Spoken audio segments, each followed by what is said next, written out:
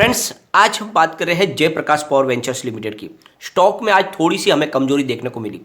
ये जो कमजोरी है, इसके पीछे वजह क्या है, जानेंगे इस वीडियो के माध्यम से। क्या यहाँ से बड़ी तेजी बन सकती है? क्या फिर से यहाँ पे अपर सर्किट का दौर शुरू हो सकता है या फिर यहाँ पे गिरावट होगी? तो बहुत सारी बातें जिनको जानेंगे इस वीडियो के माध्यम से। दो अब बड़ी अपडेट निकल कर आई है, बहुत ही पॉजिटिव अपडेट है जिसका बेनिफिट मिल सकता है जेपी पावर को। दूसरी तरफ सबसे बड़ी जो तकलीफ है इस समय हमारे लिए और बाजार के लिए, वो है ओमिक्रॉन। ओमिक्रॉन का जो नया वेरिएंट आया है वो बहुत तेज़ी से फैल रहा है। महाराष्ट्र और दिल्ली में बहुत तेज़ी से बढ़ चुका है और इसकी वजह से माहौल बिगड़ने लगा है कि कहीं फिर से तीसरी लहर ना आ जाए या फिर लॉकडाउन न लग जाए। इस डर ने माहौल बिगाड़ा है और ऐसे समय में हमें इन्वेस्टमेंट करने के बारे में बहुत ज़्यादा सावधानी रखनी चाहिए।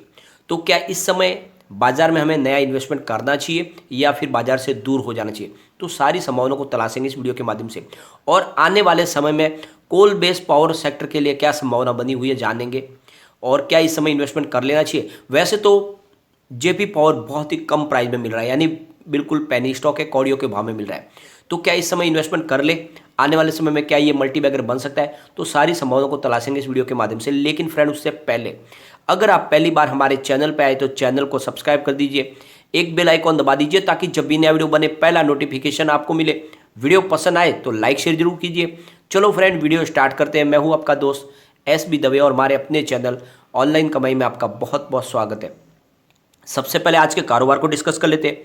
स्टॉक ओपन हुआ 6.10 पर, हाई 6.15 की, लो है 5.90 का और अंत में 6 रुपीज़ पर इसने क्लोजिंग दी है, 0.83% डाउन पर। कल भी मामूली सी गिरावट थी, आज भी थोड़ी सी गिरावट हुई है और इस गिरावट के पीछे वजह है पावर सेक्टर में गिरावट। निफ्टी एनर्जी तो यहाँ पर भी गिरावट देखने को मिली और वो गिरावट करीब 1% से ऊपर है। तो करीब 22,485 पर आ गई है निफ्टी एनर्जी, जहाँ पे हमें आज 259 पॉइंट की गिरावट देखने को मिली, 1.14% गिरावट हुई है ये। तो जो एनर्जी सेक्टर में गिरावट हुई थी उसका असर यहाँ पर भी देखने को मिला है। और अगर हम देखें आने वाले समय में एनर्जी सेक्टर में क्या संभावना रह सकती है, तो डेली लेवल पे यहाँ पे मूविंग एवरेजेस बेरिश जोन में है, टेक्निकल इंडिकेटर वेरी बेरिश है और moving averages crossover bearish zone में है। लेकिन अगर हम बात करें इसके वीकली लेवल की, तो फ्रेंड्स वीकली लेवल में मूविंग एवरेजेस न्यूट्रल निकल के आ रहा है, टेक्निकल इंडिकेटर्स भी न्यूट्रल बन रहा है और मूविंग एवरेजेस क्रॉसओवर भी बुलिश बन रहा है। इसका मतलब वीकली लेवल पे कुछ पॉजिटिव माहौल बनने लगा है यहाँ पर। अगर हम मंथली लेवल पे चले तो मूविंग एवरेजेस बुलिश है, टेक्निकल इंडिकेटर्स वेरी बुलिश और मूविंग एवरेजेस क्रॉसओवर बुलिश है। इसका मतलब आने वाले समय में पावर सेक्टर में फिर से भयंकर तेजी की संभावना बन रही है। तो कोई चिंता की बात नहीं है, निवेश किया जा सकता है इस समय। अगर इसके वॉल्यूम को देखें आज, तो BSE में 2,79,34,000 का वॉल्यूम हुआ, सामने 1,27,13,000 की डिलीवरी उठाएगी। डिलीवरी का परसेंटेज 45.51% है, तो बहुत ही शानदार डिलीवरी बेस काम हुआ है। NSE की बात करें तो 6,80,46,000 का वॉल्यूम हुआ, सामने 3,55,93,000 की डिलीवरी उठाएगी। डिलीवरी का परसेंटेज 52.31% है। तो ये जो 50% के ऊपर डिलीवरी बेस काम हो रहा है, ये एक इशारा है कि बड़े फंड हाउस की काफ़ी अच्छी खरीदारी हो रही है और डिलीवरी बेस माल उठाया जा रहा है इस लेवल पे। वॉल्यूम को अगर एनालिस करें, पिछले 1 महीने पहले इसका 17 करोड़ बीच का वॉल्यूम था, 1 वीक पहले 27 करोड़ बीच का वॉल्यूम हुआ था, कल इसका भयंकर यानी करीब 37 करोड़ बीच का वॉल्यूम होता है, लेकिन आज भी अच्छा खासा 10 करोड़ का वॉल्यूम हुआ। तो काफ़ी ज़्यादा लोगों की एक्टिविटी बढ़ी है स्टॉक की तरफ। 2.40 52 वीक का लो है, 6.85 52 वीक का है। ये फिलहाल स्टॉक आपको 6 रुपये के आसपास ट्रेड करता हुआ दिखाई दे रहा है।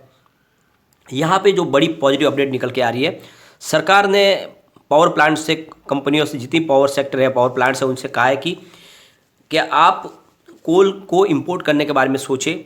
क्या आपको कोल इंपोर्ट करना होगा, क्योंकि आने वाले रेनी सीजन और समर सीजन के लिए आपकी क्या तैयारी है।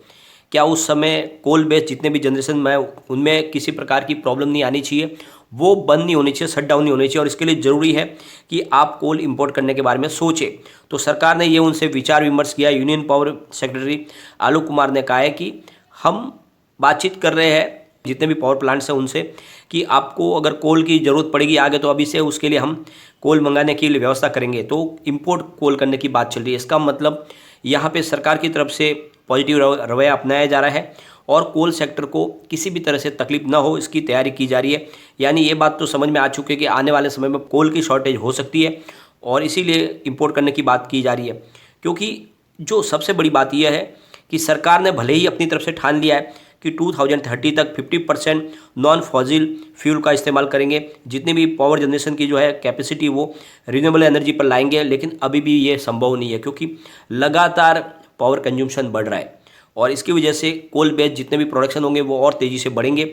यहाँ पे कमी की संभावना नहीं बन रही, ये इशारा है और इसीलिए कोल इंपोर्ट करने की बात कही जा रही है।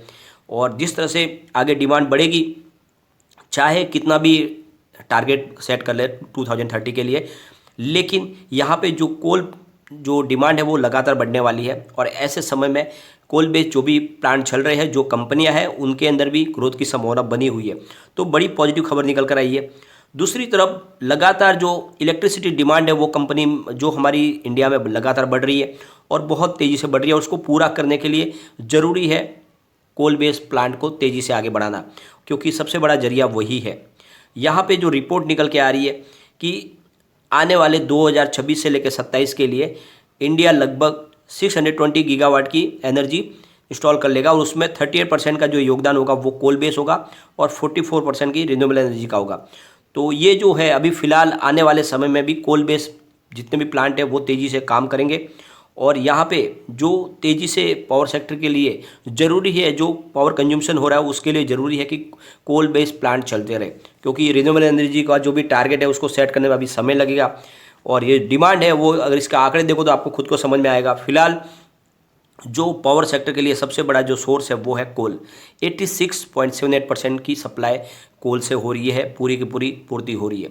हाइड्रो इलेक्ट्रिसिटी मात्र 0.09% है, रिन्यूएबल एनर्जी मात्र 1.79% है और नेचुरल गैस 9.06% है। तो आप देख लो 100 में से 86% का जो जरिया है पावर जनरेशन का वो सिर्फ कोल है। तो यहाँ पे इसको कम करना भी बहुत मुश्किल है और यहाँ पे इस टारगेट तक पहुँचना भी 50% 2030 तक जाना रिन्यूएबल एनर्जी के लिए बहुत ज़्यादा इम्पॉसिबल लग रहा है और लगातार डिमांड भी बढ़ने वाली है इलेक्ट्रिक की। तो ऐसे में इन प्लांट की तो डिमांड बढ़ती रहेगी और इसीलिए आपको इन्वेस्टमेंट करना चाहिए कोल बेस्ड जितनी भी कंपनियां, और ऐसे में जेपी पावर आने वाले समय में बहुत अच्छा प्रदर्शन करेगा। ये छोटा सा पेनी स्टॉक आगे जाके बड़ा मल्टीबैगर आराम से बन सकता है।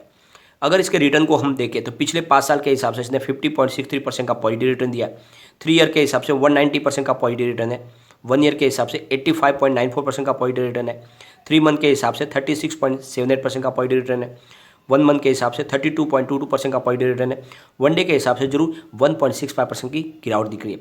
तो पिछले 5 साल में आप देख लो कभी भी इसने निगेटिव रिटर्न नहीं दिया है, सिर्फ 1 डे के हिसाब से हमें थोड़ी सी यहाँ पे मामूली गिरावट देखने को मिल रही है।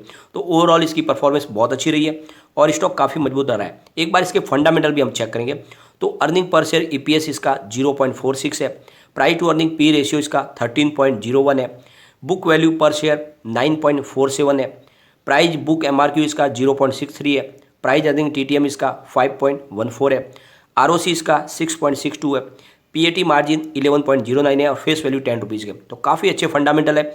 ये फिलहाल स्टॉक अपने बुक वैल्यू से काफ़ी नीचे मिल रहा है, तो बिल्कुल इन्वेस्टमेंट आपको करना चाहिए। यहाँ पे कम्युनिटी सेंटीमेंट भी स्टॉक के साथ में 70% बाई की कॉल है, 18% सेल की कॉल है, 12% होल्ड की कॉल है। तो यहाँ पे आप देख लो करीब 82% लोग इसको लेना पसंद कर रहे हैं, जो अच्छी बात है स्टॉक के लिए। अगर इसके पिवट लेवल को हम चेक करें तो यहाँ से अगर स्टॉक स्लिप हो जाता है तो 5.62 पर फर्स्ट सपोर्ट है, स्टॉक और नीचे गिरा तो 5.18 तक जा सकता है। थर्ड जो सपोर्ट निकल के आ रहा है वो 4.62 का है। ऊपर की तरफ मूव करने पे जो टारगेट निकल के आ रहा है वो 6.62 का फर्स्ट टारगेट है, 7.18 का सेकंड टारगेट है और 7.62 का थर्ड टारगेट। ये आपको ध्यान रखना है।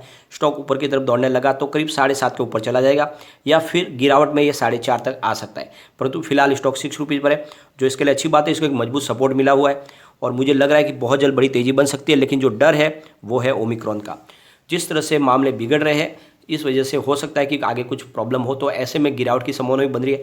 तो निवेश अगर आप करना चाहें तो थोड़ी थोड़ी मात्रा में करें, एक साथ में ना करें। गिरावट अगर होगी बाजार में तो सभी शेयरों में गिरावट हो सकती है, लेकिन इन्वेस्टमेंट का मौका भी है। आगे अब क्या पोजीशन बनती है वो तो कह नहीं सकते, लेकिन फिर भी अपने हिसाब से हमें सावधान रहने की जरूरत है। तो निवेश थोड़ा थोड़ा करके करें, एक साथ में ना करें। अगर गिरावट भी होती है तो आप निचले लेवल से एवरेज भी कर सकते हैं, तो जरूर करें, लेकिन जेपी पावर में इन्वेस्टमेंट करें। और किया हुआ है तो वेट करें, ये स्टॉक आगे जाके मल्टीबैगर बनेगा।